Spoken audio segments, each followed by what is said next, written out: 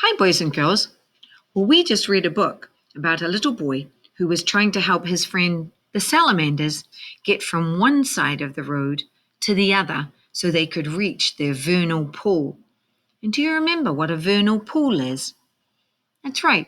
A vernal pool is a pool that is created when there is a lot of rain during the springtime, and it could be from rain or from snow melt. But then in the summer, it dries up, and then you won't see it again until the next year. So the little boy was trying to help his salamander friends get across the road safely. His idea was to wave that flashlight and try and pick up the salamanders on one side of the street and get them to the other by the way he carried them. However, could he do that every night? Could he do that in the middle of the night? Not really. So we have to come up with a better way to get the salamanders from one side of the road to the other side of the road. And there are many other states that have the similar kind of problem. So one of them came up with slow Salamander Crossing. And that way, drivers knew they should slow down and look out for salamanders. But they're pretty little on the road, so sometimes it's hard for drivers to see them. So we really want to come up with a better way to get salamanders from one side of a road to the other side where their vernal pool might be.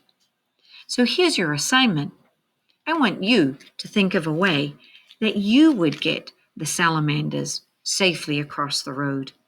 So you'll get your journal, turn to the next blank page, and come up with a plan. Because remember, engineers always draw a plan first and then go ahead and build what they think will solve the problem. So come up with a plan, draw it in your journal about how you would get your salamander friend from one side of the road to the other. Yeah, you gotta have a plan. So, let me give you an idea of what some other people did to get animals safely from one side of the road to the other. Here is a national park where they created a natural bridge for animals to get from one side of the freeway to the other without getting hit by cars. This is what it looks like from the side, and this is what it looks like from above.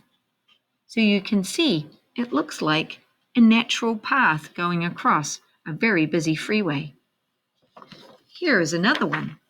This one has a double-laned freeway, which would be really hard for bears and deer and raccoons, maybe mountain lions or other animals to cross safely because they don't know about stop, look both ways before you cross.